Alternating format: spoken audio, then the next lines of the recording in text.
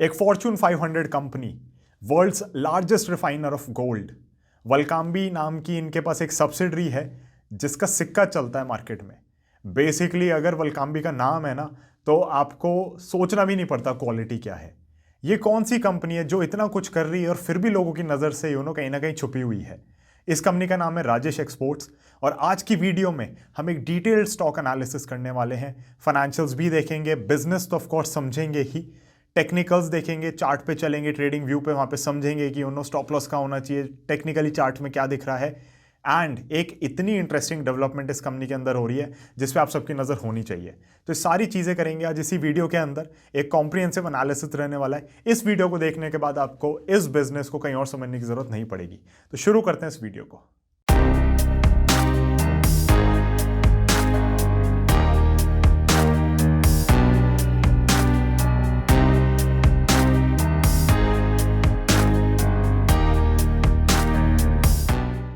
तो गाइस सबसे पहले हम स्टार्ट करेंगे कंपनी ओवरव्यू से। अब इस कंपनी के जो चेयरमैन हैं उनका नाम है मिस्टर राजेश मेहता।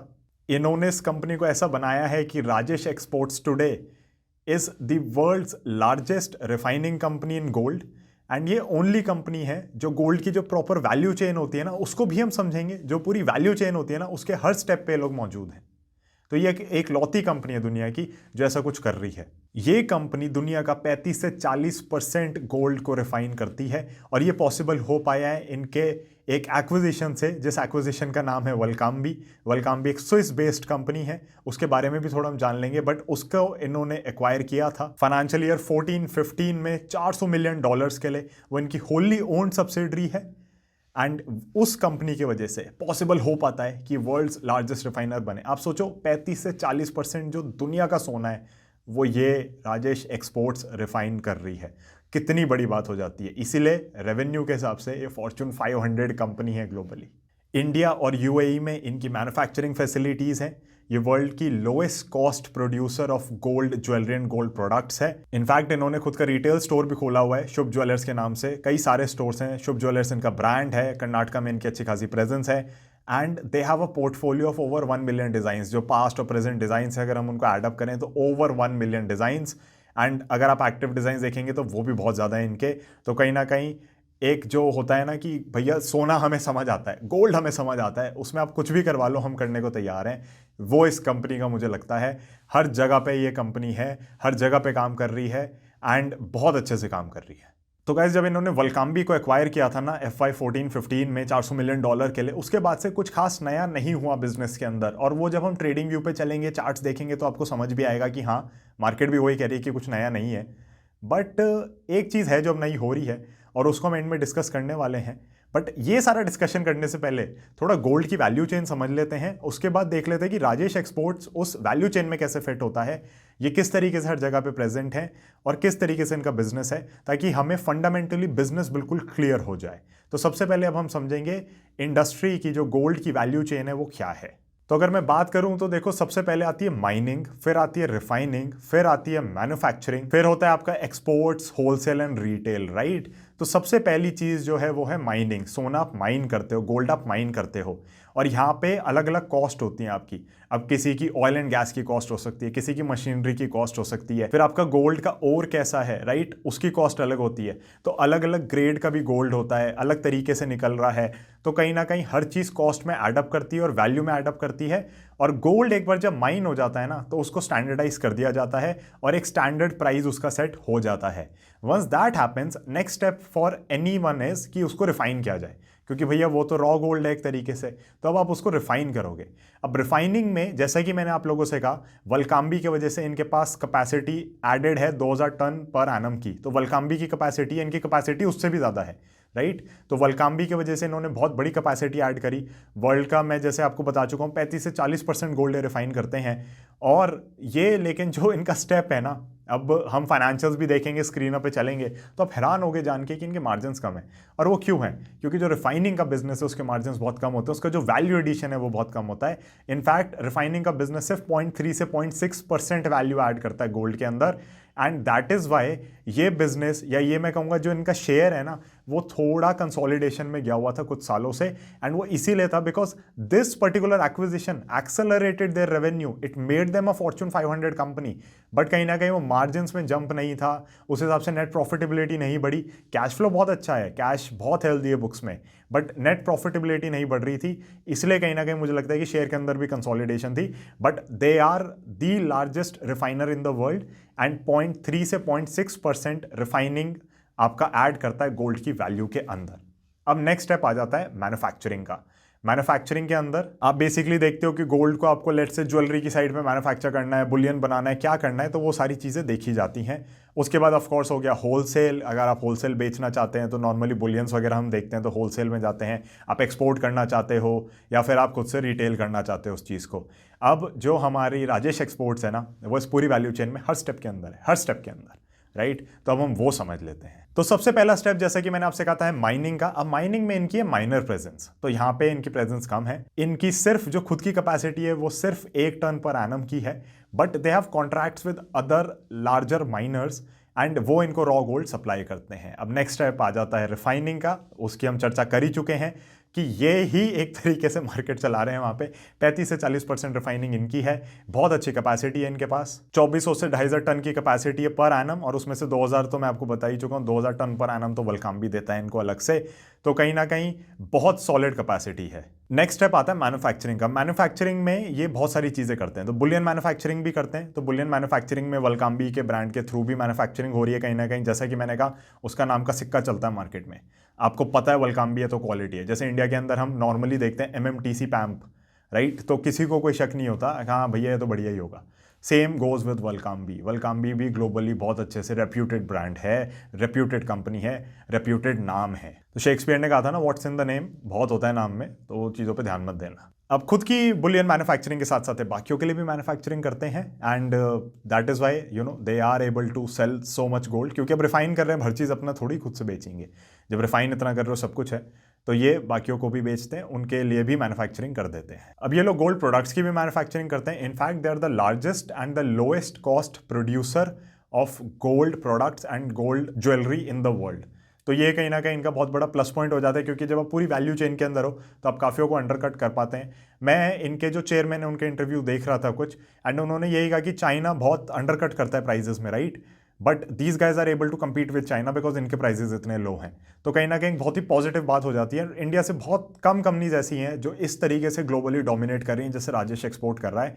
तो आपकी नज़र इस कंपनी पे वैसे भी होनी चाहिए, बिजनेस आपको समझ आना चाहिए कि धंधा करते कैसे हैं, धंधा बनाते कैसे हैं, वो कहीं ना कहीं आपको इस कंपनी से बहुत अच्छे से समझ आएगा। इनकी जो मेन मैन्युफैक्चरिंग फैसिलिटी है वो व्हाइटफील्ड के अंदर है, बेंगलुरु में।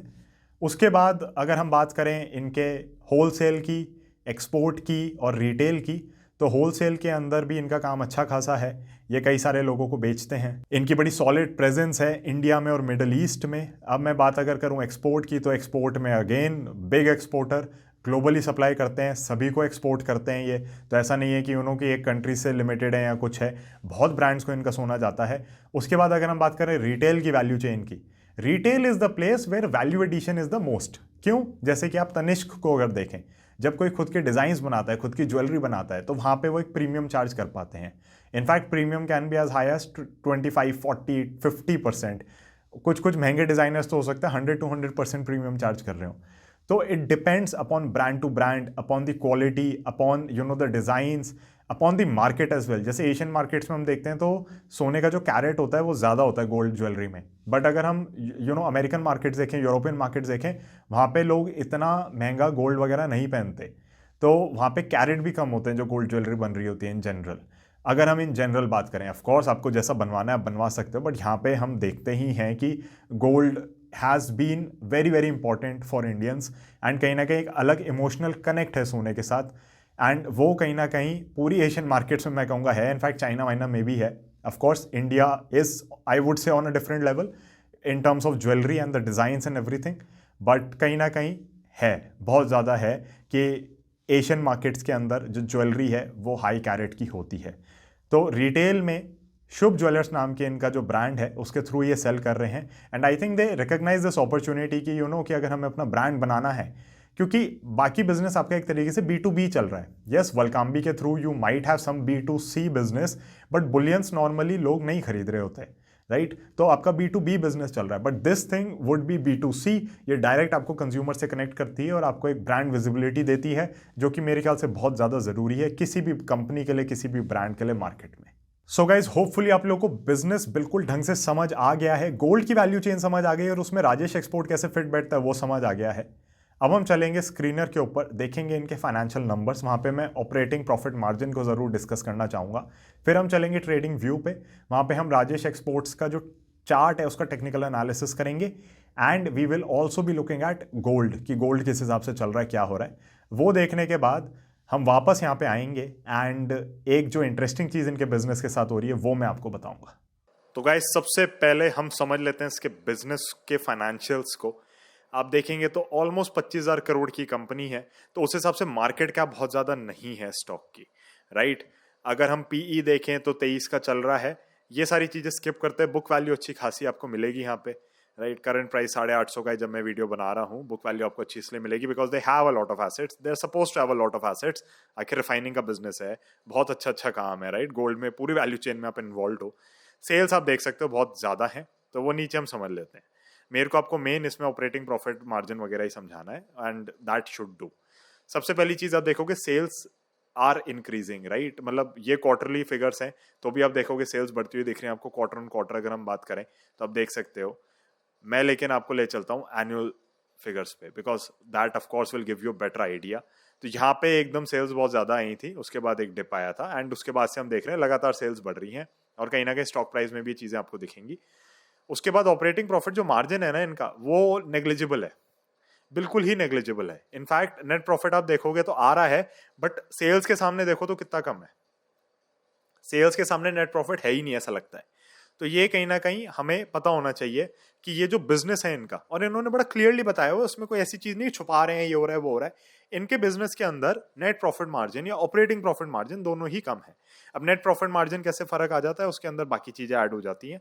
तो हमारा मेन फोकस हमेशा जब भी हम किसी कंपनी को स्टडी करते हैं उसके मार्जिन के ऊपर होता है। एंड मुझे लगता है कि मार्जिन में थोड़ा रिविजन आ सकता है because of the new business that there pouring into, जिसकी हम बात करेंगे वीडियो के एंड में। तो यहां पे आपको समझना जरूरी है कि दो देयर सेल्स आर ट्रेमेंडस, ये रुपीज इन करोड़ हैं, ठीक है? ये 2,80,000 रुपए नहीं है, रुपीज इन करोड़ हैं। तो दो their sales are tremendous, their expenses are also a lot, क्योंकि आप सोना लेते हो उसको फिर रिफाइन कर रहे हो, तो बहुत मार्जिनल एडिशन हो रहा है वैल्यू चेन में। सबसे ज्यादा वैल्यू चेन में एडिशन होता है जब आप रिटेल में उसे बेचते हैं, वो ये धीरे धीरे बढ़ा रहे हैं। अभी कर्नाटका में अच्छी खासी प्रेजेंस है, शुभ ज्वेलर्स नाम से इनके जो स्टोर्स हैं उनकी, बट धीरे धीरे बढ़ा रहे हैं। और हमने देखा है कि इस रिटेल का फायदा सबसे ज्यादा किसने उठाया है? तनिष्क ने। Tanishq has been a king in this market, जो रिटेल ज्वेलरी की मार्केट है पूरी।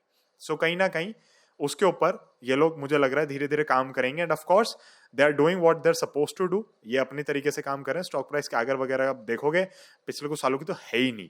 क्यों नहीं है, क्या है, वो हम एक बार चल के समझ लेते हैं। बट मैं आपको एक बार फिर भी यहाँ पे प्रमोटर होल्डिंग वगैरह दिखा दूं, विच हैज रिमेन्ड कांस्टेंट, यहाँ पे कोई चेंज नहीं है। अब हम चलते हैं सीधा राजेश एक्सपोर्ट्स के चार्ट पे। अब ये चार्ट खुला हुआ है मेरे सामने डेली पे इस समय, एंड ये लाइंस मैंने जो बना रखी हैं अपनी ट्रैकिंग के लिए बना रखी है। This was a rounding bottom formation that I caught in the stock. But अब इसके अंदर एक्साइटमेंट क्या है? अब इसके अंदर एक्साइटमेंट ये है कि इस लेवल के ऊपर निकल रहा है, और अगर ये सस्टेन कर जाए 816 के ऊपर, तो मेरे ख्याल से इसके अंदर एक प्रॉपर ब्रेकआउट आ जाएगा, जो उसने पहले अटेम्प्ट किया था बट ये दे नहीं पाया था, रिवर्स हो गया था।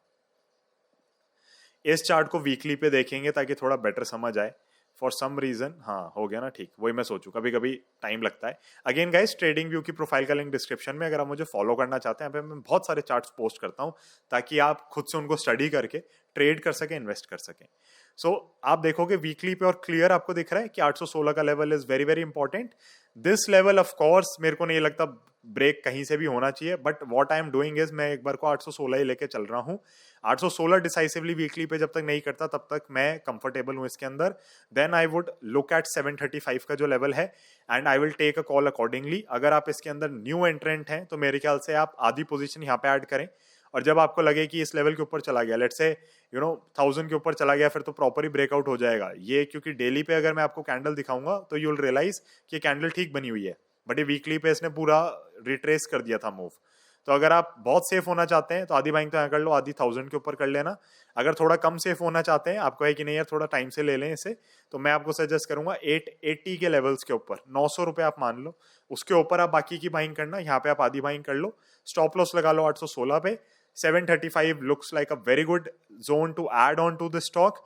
और अगर बाई चांस मार्केट ज्यादा खराब होती है, जो मुझे नहीं लग रहा, और ये भाई साहब नीचे आ जाए 624 625 के अराउंड, तो मैं तो भर भर के ले लूंगा और ज्यादा, क्योंकि मेरे को कोई दिक्कत नहीं लग रही because of the new business venture that they are going into, जो हम डिस्कस करने वाले हैं। अब हम चलते हैं एक बार गोल्ड के चार्ट पे भी। गोल्ड का चार्ट भी आप देखोगे तो कुछ फ्लैटिश है, बट यहाँ पे इसके अंदर मोमेंटम आना शुरू हुआ था।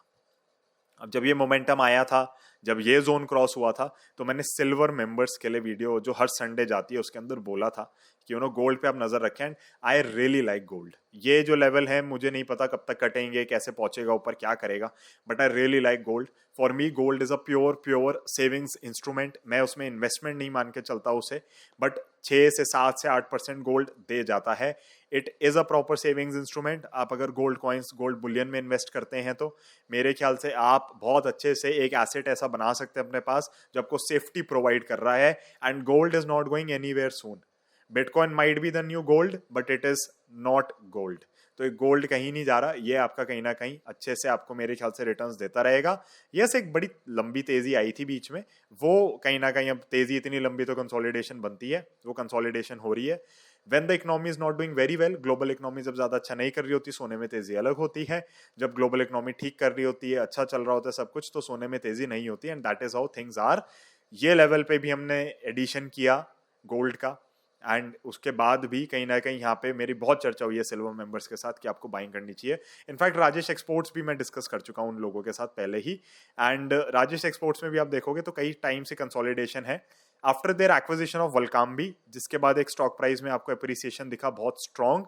द स्टॉक हैज कंसोलिडेटेड, क्योंकि वलकाम्बी के एक्विजिशन के बाद कुछ खास नया हुआ नहीं कंपनी का, बट अब होने जा रहा है, और उसको भी हम समझ लेंगे वीडियो के एंड में। So guys, this is the chart for Rajesh exports. तो गाइस, चार्ट देख के आपको इतना तो समझ आ ही गया कि ये जो स्टॉक है राजेश एक्सपोर्ट्स का, ये काफी टाइम से कंसोलिडेशन में। अब आप कहोगे जतिन ऐसा क्या है कि you have suddenly made a video on this stock. मैं आपको ये बताना चाहूंगा कि स्टॉक मेरी नज़र में काफ़ी टाइम से रहा है। इनफैक्ट आई वुड से 2015 से मैं इसको ट्रैक कर रहा हूँ, and now it is finally ready to give that breakout. And मेरे को लग रहा है कि टेक्निकल्स पे शायद कुछ इसके अंदर हो जाए, तो फंडामेंटली भी वहाँ पे कहीं ना कहीं फिर पुश होना ज़रूरी है। फंडामेंटली इसके अंदर एक स्टोरी है जो डेवलप हो रही है। तो गवर्नमेंट ने रिसेंटली लॉन्च की थी 18,100 करोड़ की PLI scheme, product linked incentive scheme, जिसके अंदर गवर्नमेंट बेसिकली प्रमोट कर रही है कि आप किसी पर्टिकुलर चीज़ की मैन्युफैक्चरिंग करें, राइट। तो राजेश एक्सपोर्ट भी भाई साहब बीच में घुस गए, इन्होंने बिड करी और इनको मिल गया। अब ये है क्या?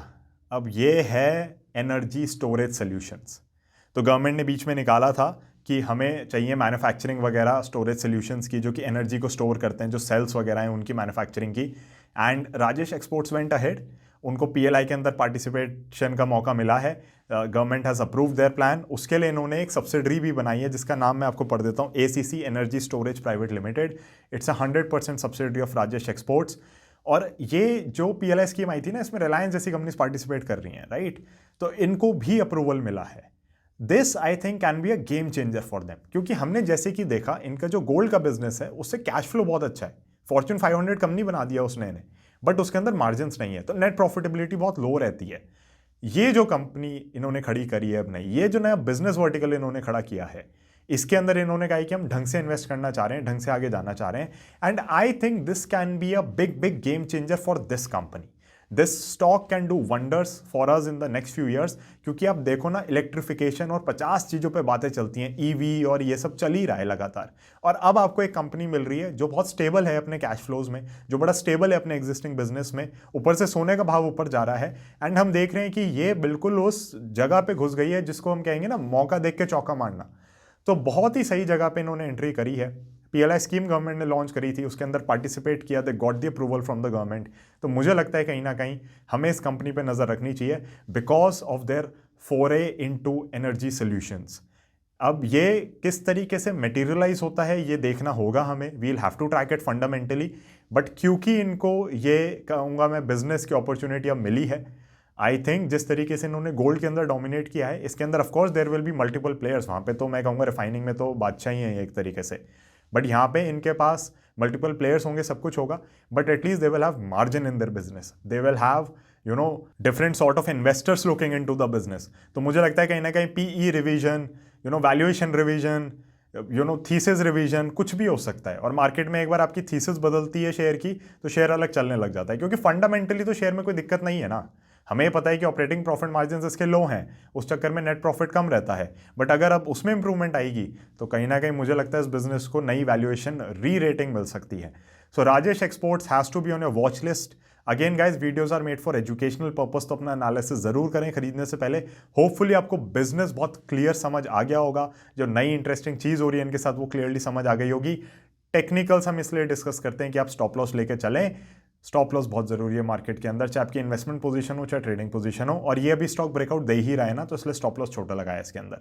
So guys, that would be it for the stock analysis of Rajesh exports. Hopefully आप लोगों को वीडियो पसंद आई, अगर पसंद आई है तो लाइक कर दीजिए, शेयर कर दीजिए चैनल को सब्सक्राइब। मैं मिलता हूं आपसे बहुत जल्द अगली वीडियो में। Thank you so much for tuning in, thank you so much for being connected with the bull of the Lal street. Bye bye, जय हिंद।